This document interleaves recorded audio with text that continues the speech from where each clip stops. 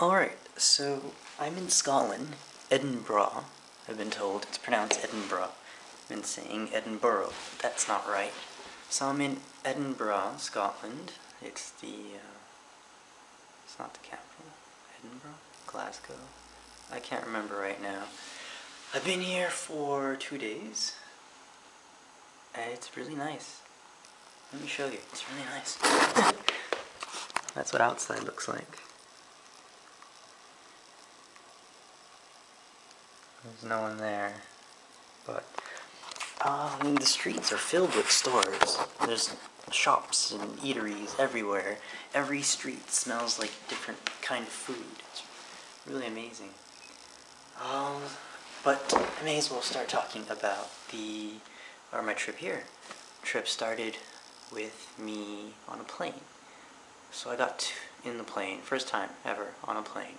Pretty exciting, I guess. I don't really get excited, but it was a lot of fun.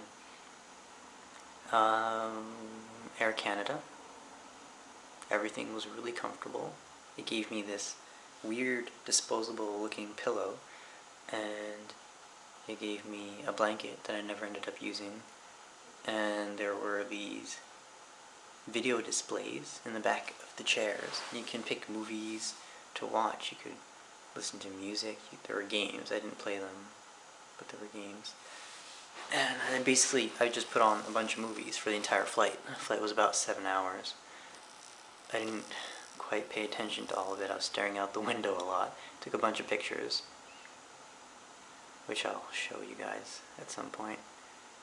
Also, what else happened? Toronto, Pearson International, all the way to London, England. So I landed in London, and everyone's got that accent, you know.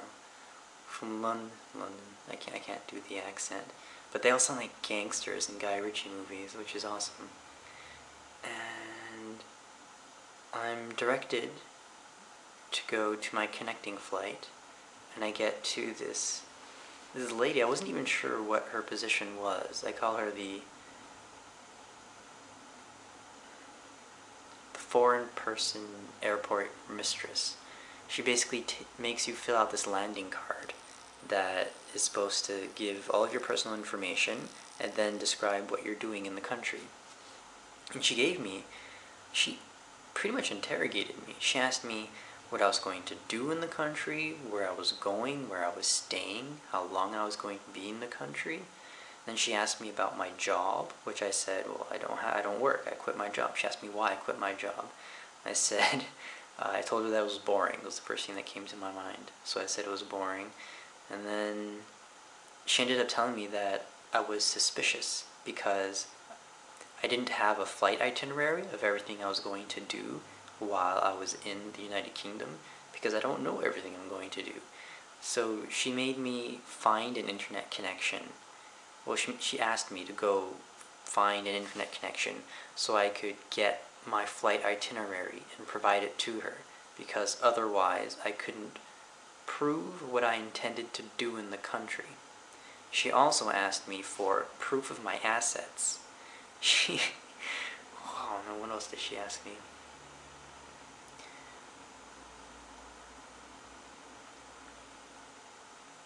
Yeah, that was basically it. So I was completely befuddled. I had no idea it was this hard to get into a country while already having a perfectly good passport. I thought that was it. You just need a passport and then they'll let you in. I guess not. And then, so she asked me to go get proof of what I was going to do in the United Kingdom. And I said, well, I'll be going to France. I'm not just going to stay in your country and then live there forever. I'm going to be traveling. She said, alright, well, give me your proof. I didn't have any proof on me. She said, well, I see you have an iPhone. Use it. Go download the information you need and provide it to me. And I said, okay, well, unfortunately, the iPhone doesn't work in your country. I can't get a connection. I need something with Wi-Fi. She says, well, there's Wi-Fi somewhere in the airport. Go find it. And that was it. So off I went. I asked everybody for Wi-Fi connection. Partly to hear their accent, partly because I couldn't find one. And then finally, when I was flustered, I asked these two, they have like maintenance workers.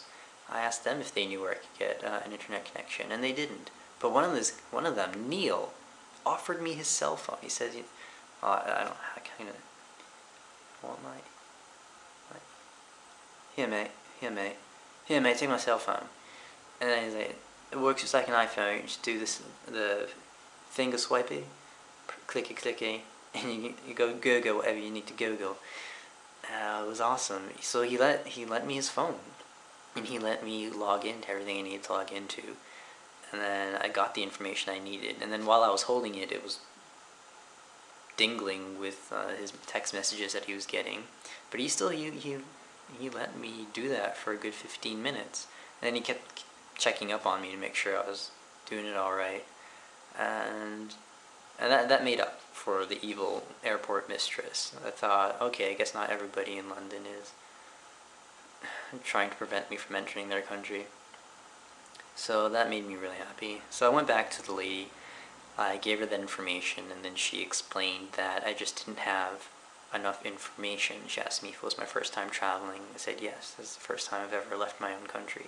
And she said that it looks really suspicious for someone to quit their job in this economy. Okay, fine if you say so. And then she said that I would need more proof of what I intended to do in the country.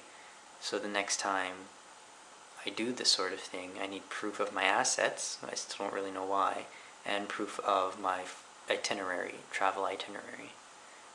And then she smiled right at the end, I guess. I guess she just has to put up this act to make sure that those evil terrorists don't get through. That was that.